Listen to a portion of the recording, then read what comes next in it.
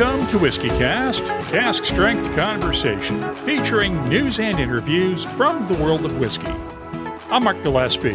This is episode number 895 for September 6th, 2021. Coming up in a few minutes. Somebody asked, was this cask always destined to be an 80-year-old? No, but it was put in knowing that size of cask, the relationship between oak and spirit, the bigger it is, the slower the maturation. The fact that it was a beautiful cask with big, thick staves, kept at Glenlivet Distillery for the first 27 years of its life. I think it probably would be one of the oldest casks in existence probably then as well, even at that point when it came to Elgin in 1967. That's right, 80 years old, the oldest whiskey ever bottled. This week, Gordon and MacPhail unveiled the decanter designed by Sir David Adjaye for its Generations Glenlivet 80 years old single malt. The first of 250 decanters will go on the auction block for charity a month from now at Sotheby's in Hong Kong. Gordon and MacPhail's Stephen Rankin joins me later on WhiskyCast In-Depth to talk about this historic whiskey and taste it, too. We'll also have your voice behind the label, September's Whiskey Club of the Month, and... When we're talking about elongating these things, we've elongated them really almost to the length of the cask. The news is next on this week's WhiskyCast. And now, a message from Robin Redbreast. Small batch. How would you describe it? It's like an Irishman's understanding of baseball. Extremely limited. Proud sponsor of WhiskyCast. Redbreast. Pass it on. What do Japan and Scotland have in common? You guessed it, whiskey. That's why Dewar's brought these two cultures together in our newest cask series innovation. Introducing Dewar's 8-year Japanese Smooth. We took the Dewar's you know and love and finished it in rare Mizunara oak casks for a complex and balanced Scotch whiskey like no other. Let's get started with the news, and our lead story is something you're probably not going to want to hear. Don't be surprised if whiskey prices keep right on rising. You can blame not only the COVID-19 pandemic, but the side effect it's had on the global logistics business. Costs are rising across the board for whiskey makers, everything from getting grain to distilleries to make whiskey, to the glass bottles, corks, and everything else that goes into packaging whiskeys for shipping, right down to the cardboard boxes. The glass shortage is especially critical since many distillers rely on a single supplier for their custom bottles. Brown-Forman executives cited their glass shortage this week during their first quarter earnings call. CEO Lawson Whiting told analysts that price hikes for Jack Daniel's and the company's other whiskeys are coming. We have drawn down inventory levels across both distributors, depending on the country, and different wholesalers, and all the way down through retail. And so there's only so much maneuvering you can do on that. And so we're at a higher risk. It hasn't happened yet, but that is one of the reasons we're a little more cautious on the guidance for the full year. Is we're just not sure how much glass we're going to be able to acquire over the next few months that seem to be at risk, as we've worked very hard with our glass supplier over the summer to ensure that we're getting all the glass that we can get from them. The other half of the logistics business is getting finished goods to markets around the world, and there is still a global shortage of shipping containers.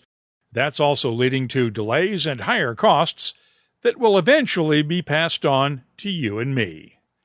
In other news, Diageo officially opens its Johnnie Walker Princes Street experience in Edinburgh, Scotland, to the public as of today.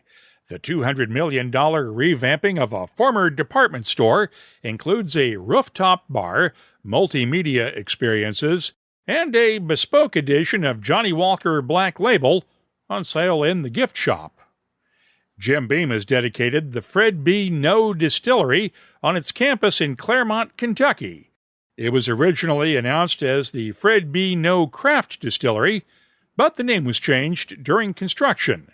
It'll be the laboratory for Freddie No as he works on new innovations, and will also include classroom space for the James B. Beam Institute for Kentucky Spirits at the University of Kentucky. The distillery is not scheduled to open to the public until next month, and the main Jim Beam American Stillhouse remains closed for construction as well. Neither one will be open during next week's Kentucky Bourbon Festival. We'll have more on this story next time around. Of course, the arrival of September means it's Bourbon Heritage Month, and we'll be seeing the annual releases of some old favorites. Four Roses has now unveiled its 2021 limited edition small batch bourbon. Master distiller Brent Elliott created this year's edition from casks between 12 and 16 years old from 4 different recipes. And what's different is that for the first time in more than a decade, there's whiskey made with the Four Roses Q strain of yeast. Brent Elliott told reporters on a Zoom call the other night that while other strains of Four Roses yeast make up the bulk of the limited edition small batch each year, he had been wanting to go back and look at the Q strain for quite a while. I think the Qs and the Fs, and to a lesser degree the Os, are all the same way. They have such a unique and strong character that a little bit really goes a long way. And even if you look at like Four Roses bourbon, the Fs and the Qs are in there at less than 10%. I've always kind of envisioned them being like the top note or the top dressing to the rest of the flavors. In the Q at that age, at that percentage, I really think what it brings to Four Roses bourbon is more the aroma, because at 5 and 6 years of age, it's still kind of thin. It tastes fine, but it doesn't have the complexity and the depth at that age of, say, a K or a V. But the nose is phenomenal. It's just that bright, potpourri, rose oil, floral aroma. So at that age, that's it. A little bit goes a long way, and it's more towards the aroma. At the older ages, it still is unique, but it's not quite as floral. But that candied, that really unique, older Q flavor, it still stretches a long way. Because of the pandemic, the distillery is trying to discourage long lines at its on-site shop in Lawrenceburg, Kentucky. A lottery is underway through this coming Sunday at the Four Roses website, and winners will be able to schedule a time to pick up their bottles safely. It'll also be available at retailers in the U.S. with a recommended retail price of $150 a bottle. I'll have my tasting notes for it later on. In Scotland, the Balvenie is expanding its Stories range. The second Red Rose is a new 21-year-old single malt finished in Shiraz wine casks. It gets its name from the red rose that the Fair Lady of Scotland, Margaret Douglas, paid King James II each year to rent Balvenie Castle several hundred years ago. It's also a nod to the original Balvenie Rose 16-year-old whiskey that was a distillery-exclusive bottling for many years. The second Red Rose will only be available in the UK for now, with a recommended retail price of £300 a bottle. There's also word that another Stories release will be coming later this month. It's a 42-year-old single malt named The Tale of the Dog, and that's T-A-L-E, as opposed to the hair of the dog on its T-A-I-L. The Glen Turret has unveiled its updated lineup of single malts. All 6 whiskeys carry the same names as last year's debut range under the distillery's new ownership, but whiskey maker Bob Dalgarno created all new versions of the Triple Wood, 10-year-old peat smoked, 12, 15, 25, and 30-year-old single malts. In England, the Lakes Distillery has now released its latest Whiskey Makers edition. Balmasque is matured exclusively in French oak and bottled at 54% ABV. It's available at UK whiskey shops with a recommended retail price of £70 a bottle. Turning now to Ireland, Dublin's Teeling Whiskey Company has released its second single-grain whiskey. It's a 13-year-old Irish single-grain, first matured for 9 years in ex-bourbon barrels, then for 4 more years in Bordeaux red wine casks. For now, it's only available in Ireland at the Teeling Distillery shop and a handful of retailers for €85 a bottle, but it will be available elsewhere in Europe and Asia over the next few months. In Japan, Suntory has released the latest whiskeys in its Essence of Suntory range. Yamazaki Golden Promise was distilled in 2009 using the legendary Golden Promise strain of barley and matured in American oak casks, while the Yamazaki Isla peated barley is also 11 years old, but it was made from optic barley dried with, you guessed it, Isla peat. They're being sold as a 2-bottle set, no word on pricing. Finally, Distell has named a new manager for its Tobermory distillery on the Isle of Mull. Cara Gilbert was promoted from assistant manager. She is taking over for Stephen Woodcock, who oversaw distilling for all of Distill's facilities in Scotland until he left earlier this year. She is a graduate of Heriot-Watt University and started out at Tullamore Dew in Ireland before joining Distell at Bunnahabhain 2 years ago. You can keep up on the latest whiskey news all week long at WhiskyCast.com. This week we're taking the Happy Hour Live webcast on the road Friday night to the American Whiskey Convention in Philadelphia, assuming no changes in COVID-related local health restrictions in the next few days. If you're in the Philadelphia area, the festival is at the Independence Seaport Museum and tickets are still available. I hope you can join us in person Friday night. We'll start the webcast right at 5 p.m. New York time on the WhiskyCast YouTube channel, our Facebook page, Twitter, and Twitch if you can't be there in person. If you missed our webcast this past Friday night with Four Roses Master Distiller Brent Elliott, Limavady Irish Whiskey founder Daryl McNally, and Whiskey Magazine editor Christopher Coates, the on-demand replay is available now at the WhiskyCast YouTube channel. We'll have the podcast version out soon.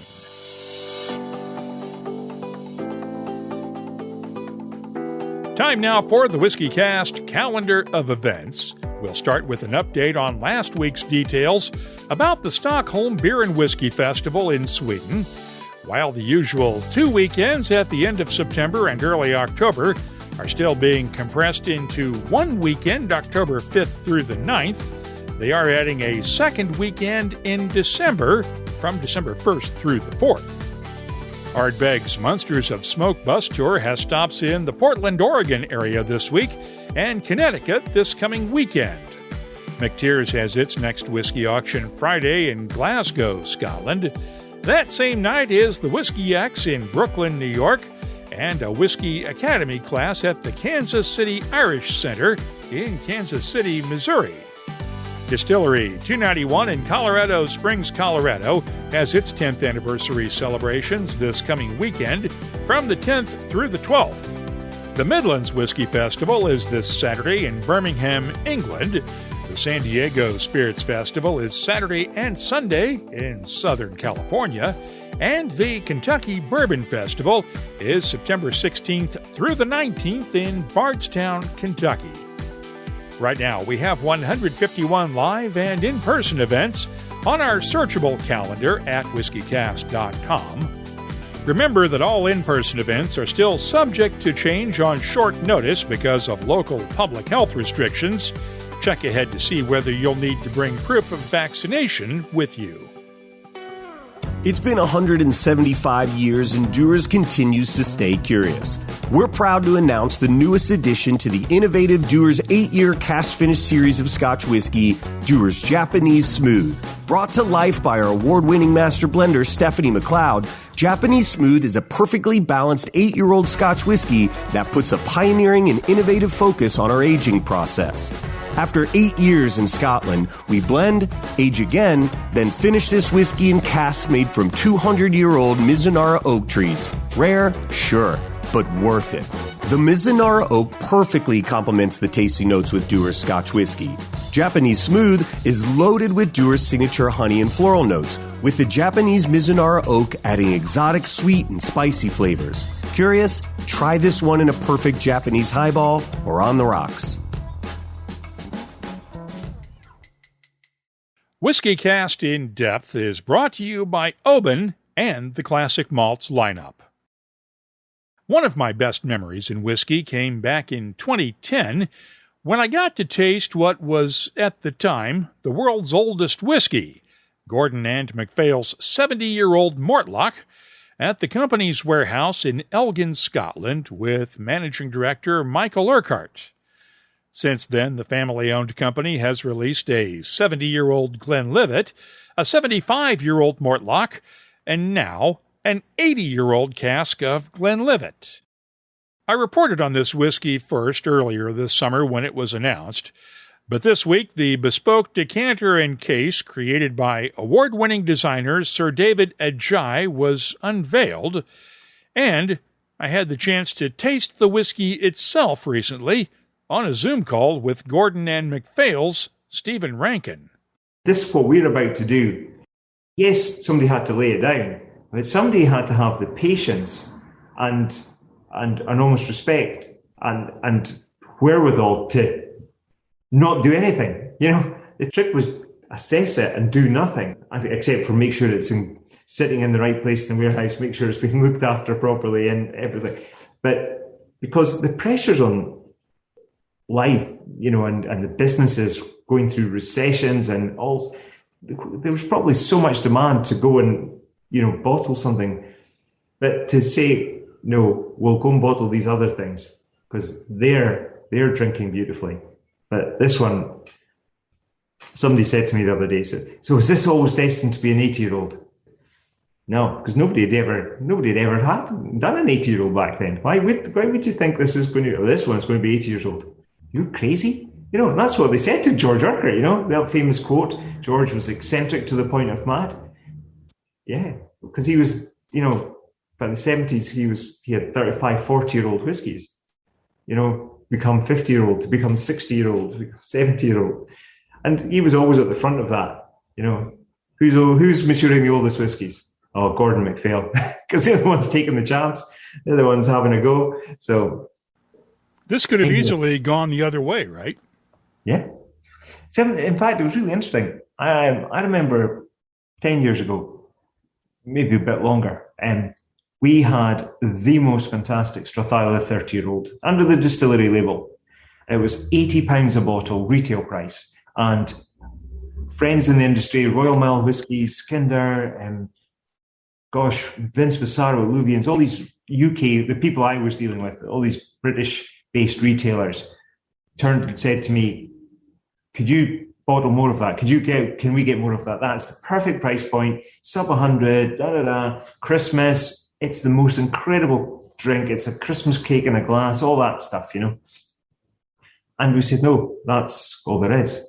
And then you could almost feel that, well, if it's that scarce and that rare, why is it not a bit more expensive? We said, well, because at the same time, there's not a lot of 30-year-olds, and we need to understand who can afford to buy these, and, you know, and we weren't quite in the market. The market wasn't behaving like it is at the moment, or it has been for the last 10 years.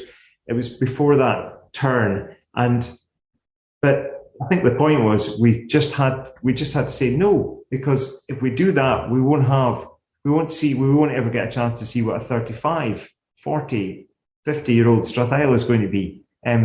So I'm sorry, but we can't just. It's not a finite amount of liquid, and unless you have that patience, so. You know, we will bottle more, but we'll bottle more when those casks, those casks that we laid down in the following years become 30 years old, and we'll do some of that, but then keep one of those back. So, and it was just interesting. And people, you know, and I think there's a lot of distillers today can't get their head around that. And we've certainly witnessed a few new, this is personal, but a few new groups who go out and bottle stuff, see a lot of success, and then realize they haven't actually filled enough to keep back for the future. To do that, oh Christ, what's going to be our 10-year-old or 15-year-old? Because they've had that wonderful, you know, and it must be nerve-wracking because, you know, where's the next pound coming from to pay for all the bills?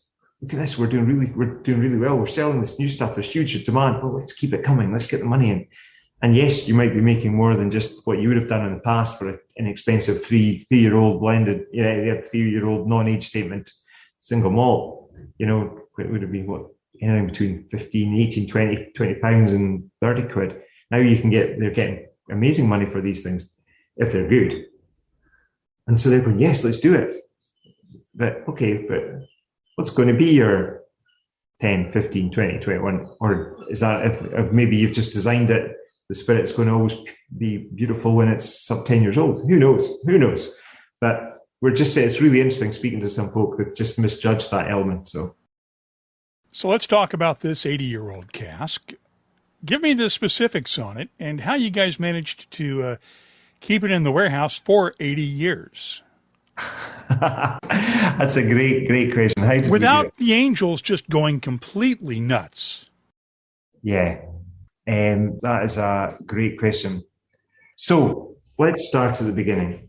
This Generations from Gordon MacPhail 80-year-old whiskey has been matured in a cask which was laid down at the distillery on the 3rd of February 1940.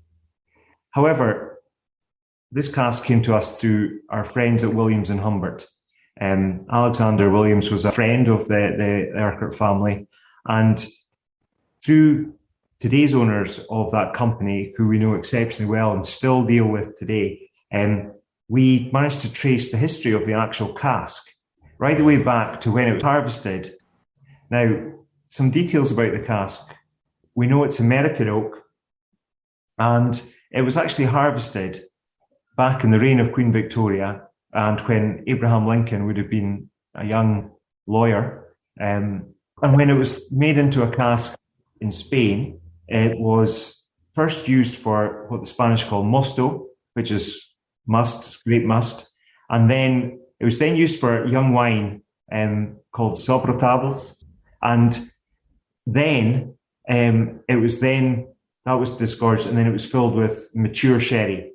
Now, the mature sherry sat in it for a period before the whole cask with the said sherry was exported from Spain to the United Kingdom. And it made its way into the UK and all the way up to Elgin, where Gordon MacPhail disgorged the contents to bottle as Williams and Humbert sherry for sale through our distribution and wholesale and shop, etc., here in Elgin. And John Urquhart, with George by his side, would have taken that cask, and John would have decided, right, this, together with a collection of others, we're going to send up to Glenlivet Distillery. Now, talking of the timing of this, the world was on the precipice of the unknown. War had broken out. How long would it last? Obviously, everybody at the time was buoyant that it wouldn't last long, but it had started impacting the Scotch whisky industry. Across the board, they had lost a third of production, but at Glenlivet specifically, they had lost 2/3 of production. So, to your question, how did this cask happen to manage to last 80 years? Well, the answer is it's almost miraculous, because one, you've now got a third of your capacity made in the first place. You've then got the industry, which has only really just woken up again in the second half of the 1930s from the Great Depression of the 20s, post-World War I, the impact of, obviously, prohibition in the US, but even in parts of Scotland, there was prohibition up in Caithness, etc. And so you had these massive macro challenges on you. The distilling industry wakes up, and certainly our records show that we're filling casks again 35, 36 onwards.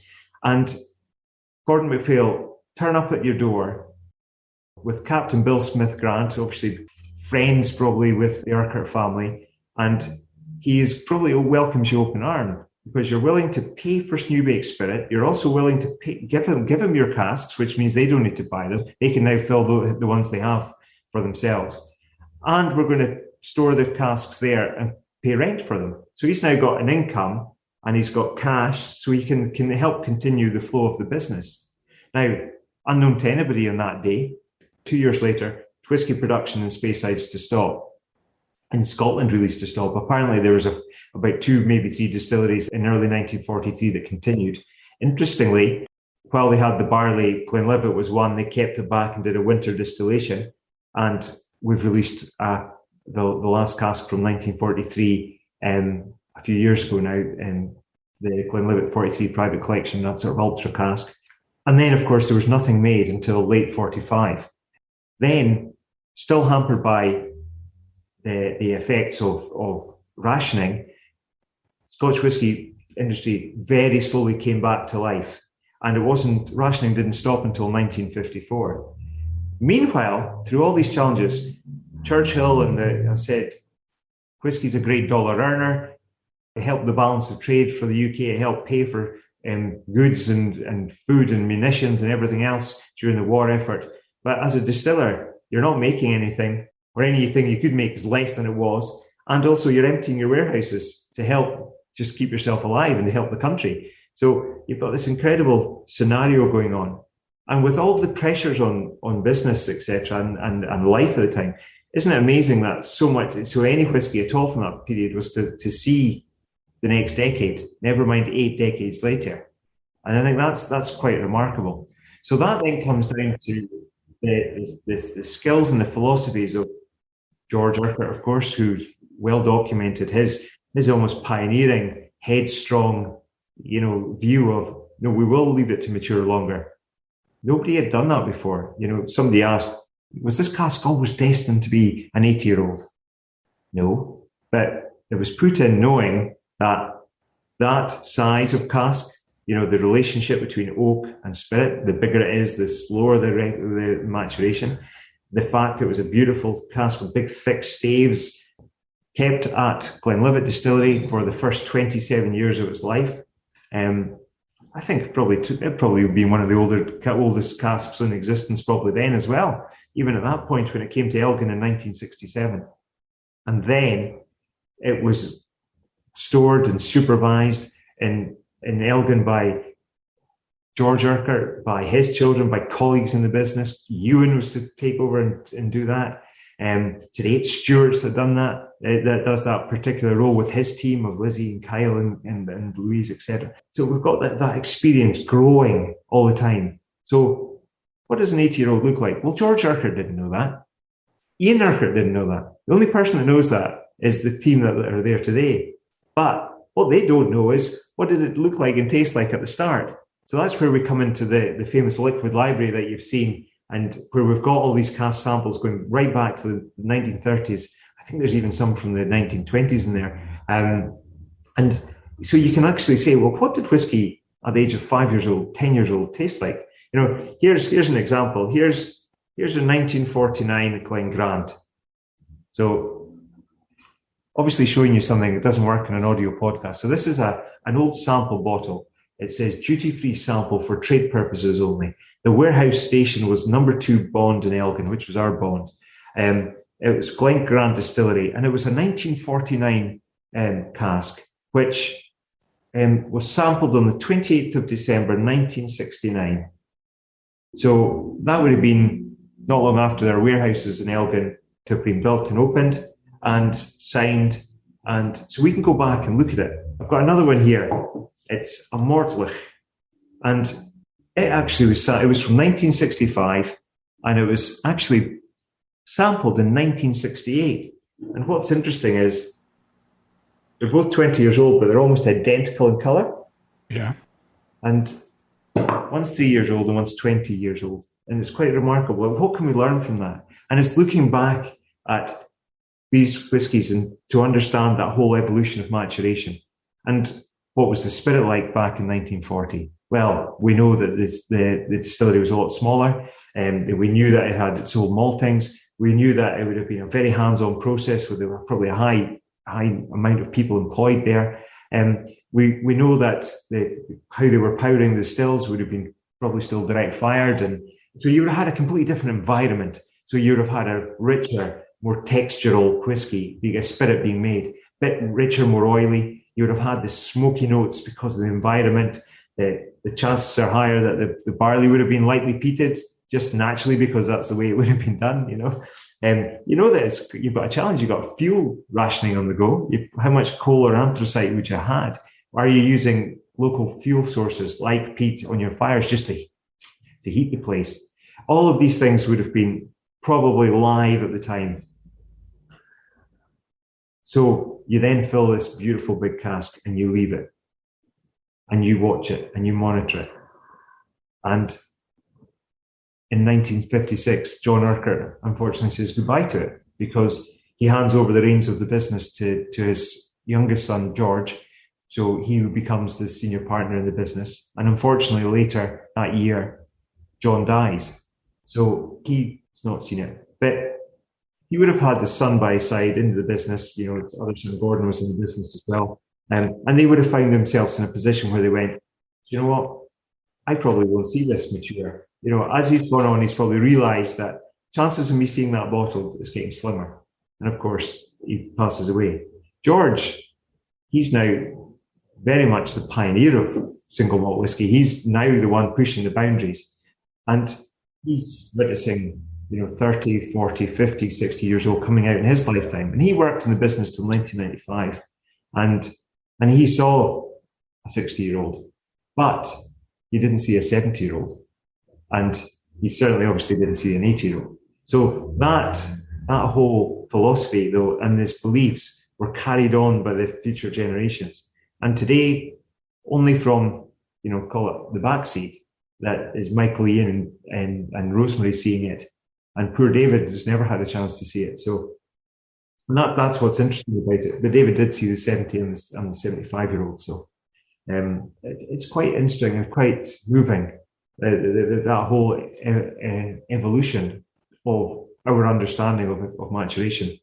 And it's only because of patience, skill and time that we can do that, and in trusting it. And this is what makes Gordon MacPhail so very different to any other business, with the exception of really Glenfarclas and William Grant, where because everything else, people change. Roles change, people retire, people move on. We don't have that. There's not necessarily that legacy piece in place.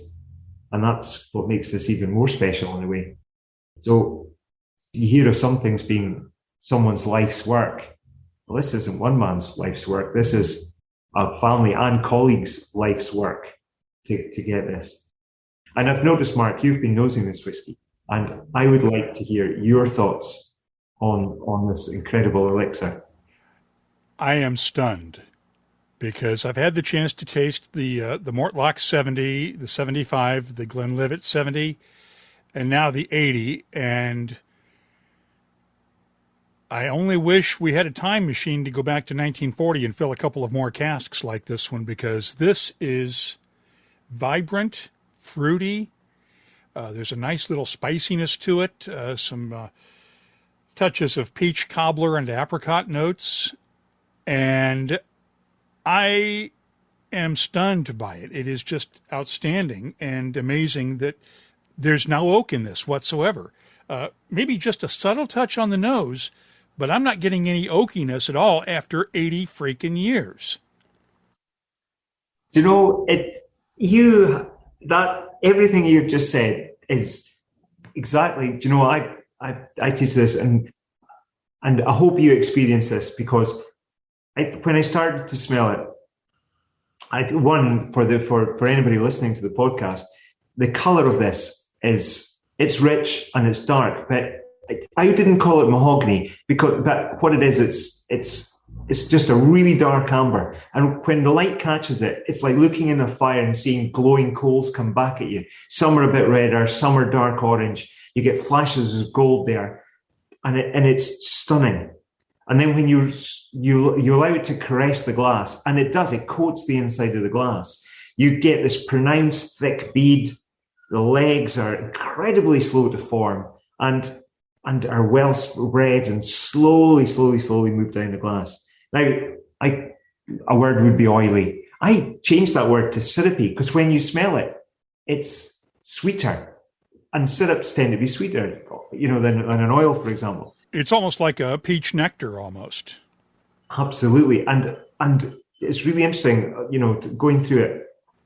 You then smell this whiskey, and you get this amazing fragrance from it.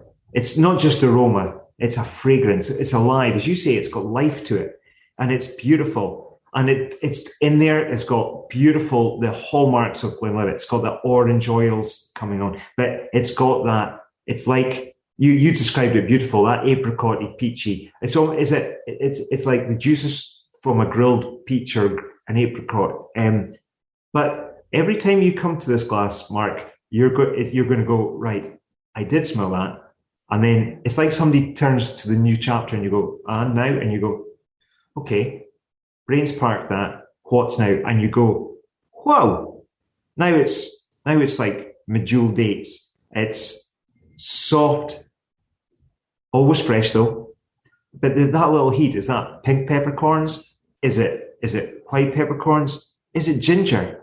Oh, but that orange has now come back. It's like an orange and ginger cream. Okay, right.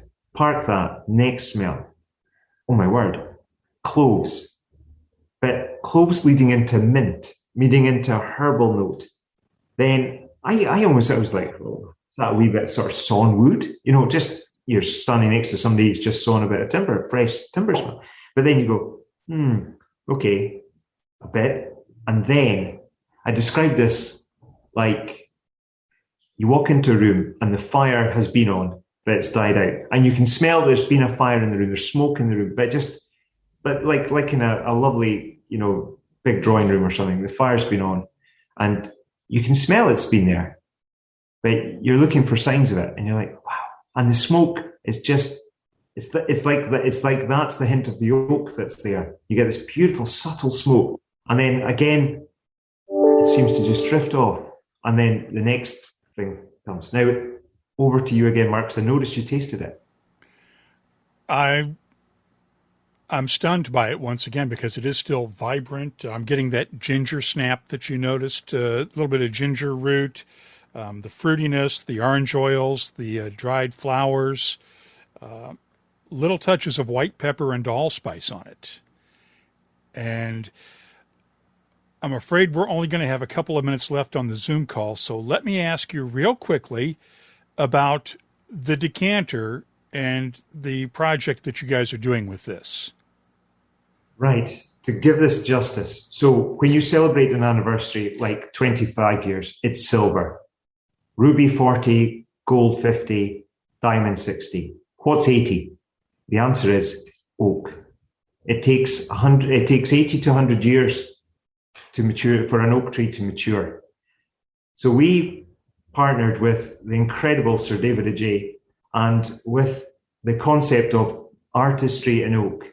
This liquid has been tenderly cradled for 80 years, longer than any other liquid, to be then brought to the world. We wanted to celebrate that, but we wanted to celebrate that in, as you know, Mark, in a Gordon and MacPhail way. And we wanted a partner that not only had the sensitivities to design, but understood us and our philosophy. And what was interesting was he was the same back. He wanted to understand what Gordon MacPhail was about before he said, yes, I would like to be involved. We gelled, we created a relationship, and he really enjoys whiskey and he's a big fan. And I've spent some time with Sir David enjoying a dram and talking about his work and Gordon MacPhail. And we did have a meeting of minds and a meeting of human souls really about this whole thing. And what he's created is, it's not a box. He's created a house, a home for this incredible spirit in a decanter. And when people see this incredible pavilion, oak pavilion that houses this beautiful, beautiful decanter, the decanter's been made by our partners Glencairn, of course, a Scottish family business. The oak pavilion is sustainable oak made by a company called Wardor, and the care and attention and detail to this. And when you open it, and this is what Sir David was trying to achieve, there's an incredible ceremony to just be opening it, to reveal this whiskey. But there's more than that. It's a proper piece of art that comes to life as the human connects with it. Light comes through the effective oak forest that the pavilion is, hitting the decanter and allowing these beautiful amber, call it an amber rainbow, to appear. The decanter is a square crystal decanter with lenses cut into the corners, not only to allow the handling of the decanter to be done, but what are lenses? Of course, they are these concave things to allow you to see clearer. In this case, it's seeing into the whiskey. But it's a metaphor, isn't it? It's seeing into the past. It's to look back over 80 years. So when you enjoy this yourself or with your nearest and dearest, you can enjoy this incredible liquid and reflect on time, on your relationship with those around you and with this whiskey. But also, there's smaller lenses where your thumb would fit, and they're almost like looking to the future. And if we could have gone back, as you said, 80 years and looked to the future, could we have ever conceived this would be a moment in time where we'd be enjoying this whiskey 80 years on, doing it in a Zoom call, on a podcast? and unbelievable. But it's the sensitivity to this. You're not just owning a bottle of whiskey. You're not owning the oldest whiskey in the world. If you get a chance to own one of these, you're owning something truly, truly remarkable and special, such as the sensitivities brought to this by Sir David Adjaye and his design. It's just beautiful. And the first decanter and pavilion are going up on auction, right? Yeah, so the decanter number 1, together with one of the cask ends framed, a lithogram, drawings of David Adjaye's sketches, designing it, signed by him as well, but with a bespoke curated tasting, which will include the 80-year-old alongside myself and Sir David Adjaye as well. So that's the package. And that goes to auction on the 7th of October. The auction is with Sotheby's, and it's being hosted in Hong Kong and, of course, globally. And the remainder of the bottles or the decanters will be available through Gordon and MacPhail and other whiskey specialists, I assume? So here's the sequence of events. Anybody who's interested can register their interest. The decanters, number 1, goes for sale on the 7th of October, and thereafter, and only thereafter, the decanters will come for sale. And, of course, they're allocated and distributed to our partners or distributors around the world. So people in markets will have the opportunity to purchase one. It is extremely limited. You know, there's 250 decanters from this one cask, but you've tasted it. It's so sensational. The flavors, the taste, the design, the whole thing as one is just incredible. So, all the very best to people who are looking forward to hopefully owning one of these. So one final question. How much did you save back for the family? Well, as you know, we like to keep just a couple of decanters back for our own archives.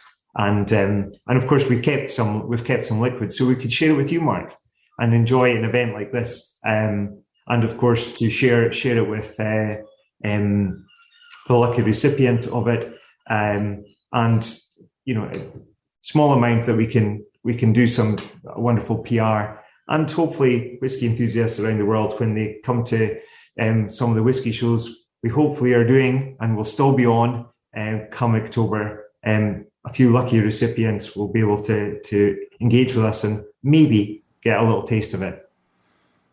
So you won't be having a little sip of it around the fireplace at Christmas time this year? Oh, that would obviously be heaven, but you know what? I think it's too good. I wouldn't tell anybody. I'd keep it to myself.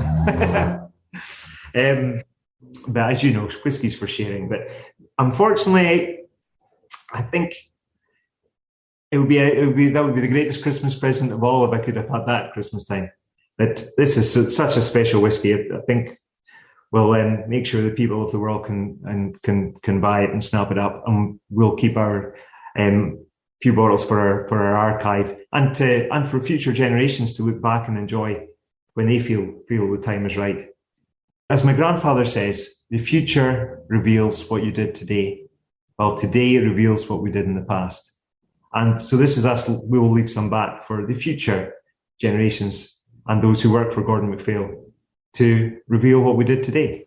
The proceeds from that first decanter to be auctioned at Sotheby's next month will be donated to Trees for Life, a Scottish charity working on reforestation efforts. The auction is currently estimated to bring in somewhere between $100,000 and $200,000 for the charity. The price for the remaining decanters of the Generations Glenlivet 80 years old has not been disclosed publicly yet. That's WhiskyCast In-Depth, brought to you by Oban. Every sip of Oban is like a postcard. Oban Single Malt Scotch Whisky is offering the chance to immerse yourself in Oban and the whiskey-making process through the Oban Abode experience. 2 winners will receive a trip to Scotland to stay in the Oban Abode, just steps from the distillery. To learn more and enter, visit obanabode.obanwhiskey.com. Complete rules are available at the website. The What I'm Tasting This Week department is brought to you by Sagamore Spirit. And, of course, I'm going to share my tasting notes for the Gordon and MacPhail Generations Glenlivet 80 years old. It wouldn't seem right not to. It's bottled at 44.9% ABV. The nose is aromatic, fruity, and vibrant with peach cobbler, apricots, brown sugar, a hint of raisin bread, dates, and a subtle touch of oak. The taste? Wow! Fruity, luscious, and vibrant with a nice bite of ginger, white pepper, and allspice, balanced by peaches, apples, orange oil, honey, and a touch of dried flowers. The finish is long and fruity with lingering touches of spices and dying fireplace embers. I can count the number of whiskeys that have scored this highly on the fingers of both hands. It's only the 9th whiskey I have ever scored 98 points. Gordon and MacPhail also released some comparatively younger casks from Glenlivet as part of the 80-year-old release. The 1976 Glenlivet Private Collection release was bottled at 43.9% ABV.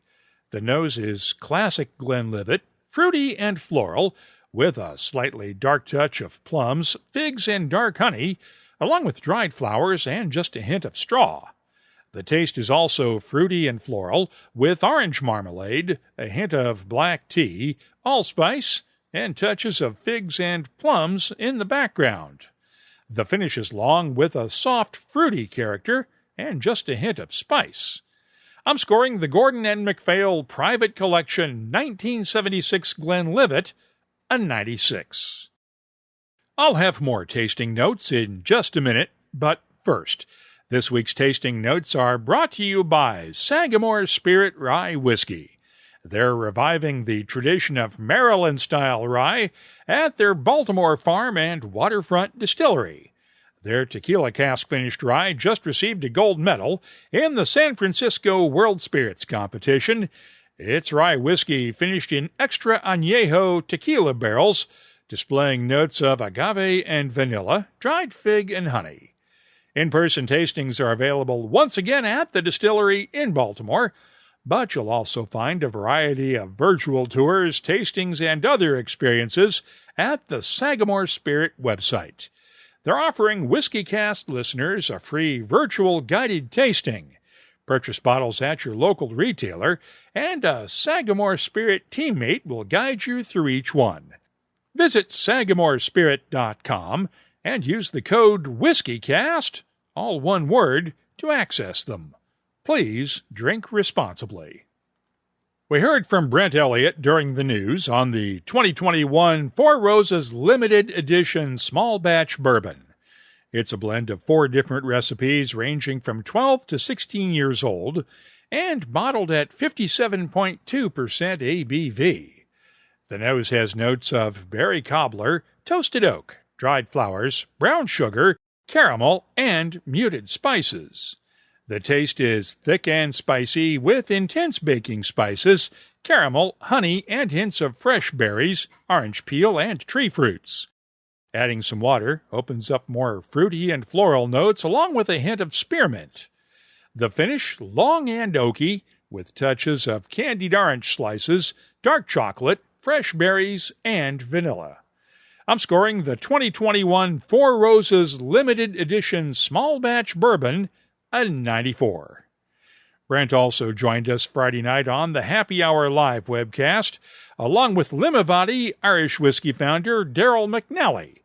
He's created Limavady in a partnership with Whistle Pig Whiskey in the U.S., since they had excess bottling and distribution capacity in Vermont.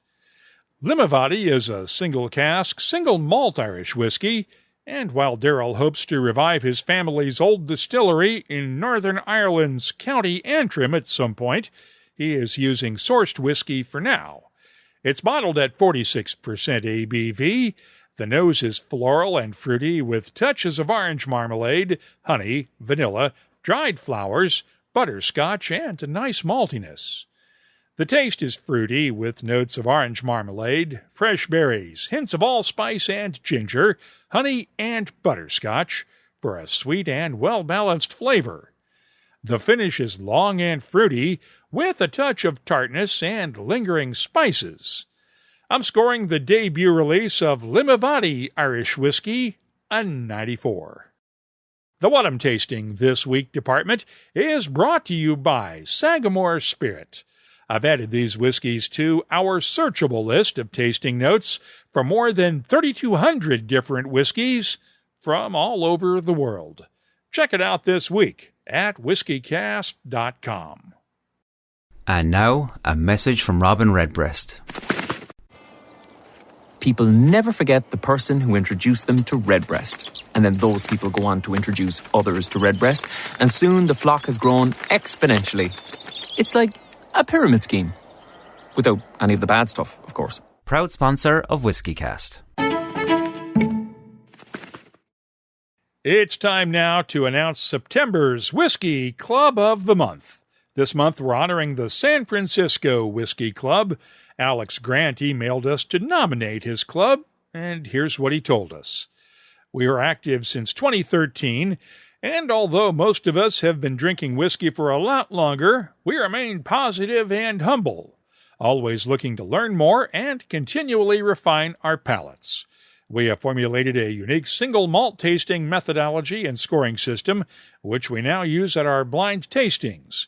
We meet 5 times a year for these tastings, which are often themed and voted on by the members. We are more a group of friends who adore whiskey rather than a formal club with never more than 10 members. Having said that, we are diverse, and we currently have members from Ireland, Scotland, Australia, Singapore, Vietnam, and the United States. Love the podcasts. Keep it up. Thanks, Alex. We're going to send you 24 WhiskyCast Glencairn glasses to use at your upcoming club tastings. Now, if you're in a whiskey club and would like to nominate your club, it's easy. All you have to do is use the contact form at WhiskyCast.com, just like Alex did. Tell us a bit about your club, and if you have a website or are active on social media, we'll be glad to add a link on the Whiskey Clubs page at the WhiskyCast website. We pick a new winner on the first episode of each month, and if you have nominated your club before, we do carry entries over from month to month, so there is no need to send us a second email. Once again, congratulations to the San Francisco Whiskey Club, September's Whiskey Club of the Month, and thanks to Glencairn Crystal for helping us honor whiskey clubs all over the world. Time now to open up the inbox for your voice. Had a lot of comments after I posted photos of the Gordon and MacPhail Generations Glenlivet 80 decanter and my tasting notes the other day. Ed Dersch at Bourbon Geek on Instagram posted this. I can't even begin to imagine what an 80-year-old spirit tastes like. I wonder how much was lost to the angels in that time. It had to be a lot. Well, don't have the exact amount, but that transport cask was somewhere in size between a hogshead cask and a butt. A lot larger than normal, and the thicker staves meant less evaporation over time. But they were still only able to bottle 250 decanters from that cask after 80 years. We had a lot of coverage over the last couple of weeks about the new Jack Daniel's 10-year-old, the first Jack Daniel's with an age statement since Prohibition. Watchman999 Tornado posted this on Instagram from Canada. I can't believe I'm saying this, but I actually have some decent expectations for this 10-year. Is JD turning a corner here? I wouldn't quite put it that way. Jack Daniel's has always been a good, solid whiskey, but it seems to be criticized by many whiskey connoisseurs as a mass-market, lower-grade whiskey. I suspect if you took many of those folks and poured them blind samples, they'd actually score Jack Daniel's higher than they would if they knew what they were tasting. And that goes for many of the larger whiskey brands out there, too. Now, I probably made some people mad on Twitter this week when I said that not only is there no such thing as the, quote, perfect whiskey, but that most whiskeys these days are actually pretty good, and that one has to really screw things up to make a bad one. That's based on improvements over the years in research and technology that makes distilling whiskey more consistent and less prone to human errors. And, of course, each of us has our own unique senses of smell and taste, so what might be that perfect whiskey for one person isn't likely to be someone else's choice. Craig Zabransky at Stay Luxurious on Twitter had this response. I tend to think the moment dictates perfection. It needs to be a specific whiskey in the right place and the right time. I could go along with that thinking. At You Would Hate It tweeted this response. Can the perfect bourbon be a Scotch? Should I leave now or after the first tomato is thrown? And as for my comments on there being very few bad whiskeys out there, Bolden Bourbon of Still Austin Distillery posted this from Texas. Fair, but everyone should still take a whiskey faults class to understand all the places where things can go wrong. Absolutely. No arguments there. The more educated each of us becomes about whiskey, the more we can enjoy it, and the more we can share that knowledge with others. If you have something you'd like to share with whiskey lovers around the world, you can always find us on Twitter, Instagram, or Facebook at WhiskyCast. The email address is comments@whiskycast.com. Let's close out the show now with Behind the Label, our look at the history, science, and other things that make whiskey unique. It's brought to you by Writer's Tears. Many different woods could add unique flavors to whiskeys, but those woods are far too porous to be made into casks. Japanese sugi is one of those woods. There's no way it could ever be made into a cask that would hold whiskey for more than a week or two without leaking. So, Roe & Co. head distiller Laura Hemme and her team in Dublin, Ireland, came up with a different method, one that's not legal in Scotland because it would violate the so-called traditional practices requirements for Scotch whisky. But this loophole is not covered anywhere in Irish whisky regulations. You see, one might not be able to make a barrel out of sugi wood, but why not make the plug or bung itself out of sugi? And to make sure it gets down into the whiskey, cut the bung a lot longer, say 2 feet long. What we always want to do as distillers and blenders is balance the extractives from wood maturation with the characteristics of the whiskey, with the characteristics of the spirit. We want to balance those. And the way I always try and think about this is that we get something gorgeous in the distillery end of the process, in the whiskey making end of the process, and what we're looking for when we're assessing inventory casks, when we're putting together a blend, we're always looking for we're looking to retain the natural characteristics of the spirit, and all of the work at the start of the process. We're looking to really lift that, elevate it, and highlight it with wood rather than to obscure it. Now, when you're working with really, really active wood like this, that's the challenge. And that's why we've chosen this unique method. So we can start to try and balance the Irish whiskey characteristics with these very aromatic sugi characteristics. There's one more trick the Rowe team used. Since their whiskies are matured in palletized storage with each barrel standing upright, they were able to drill multiple bung holes into the head of each barrel and put 5 of those extra long bungs into each one, along with one conventional bung hole for pulling tasting samples from each barrel. That is not something that could be done in a conventional rack house, where barrels are stored on their sides. Drilling multiple bung holes would weaken the stability of the staves and potentially cause problems with leaking over time, especially when that barrel is being rolled from the warehouse to the dump room. You'll find my tasting notes for the Rowe & Co. Japanese Sugi release at the WhiskyCast website. And if you have something you'd like us to look at on an upcoming episode, just use the contact form at whiskycast.com to get in touch with us. Behind the Label is brought to you by Writer's Tears. Writer's Tears Copperpot. The tears of Ireland's great writers, bursting with flavour, humour and angst. Bottled for you to taste. No writers were harmed in the making of this premium Irish whiskey. Writer's Tears Copperpot. That's all for this edition of WhiskyCast. You'll find links for the stories in this episode in our show notes at whiskycast.com. That's also where you'll find the latest whiskey news, my tasting notes, the calendar of events, the whiskey photo of the week, and of course a complete archive of all of our past episodes going all the way back to 2005. Get in touch with us on Twitter, Instagram, and Facebook at WhiskyCast. The email address is comments@whiskycast.com.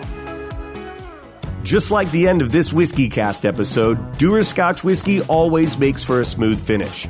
Like our newly released Dewar's Japanese Smooth, aged for 8 years in Scotland, blended then aged again before being finished for up to 6 months in Mizunara oak casks made from 200-year-old Japanese water oak trees.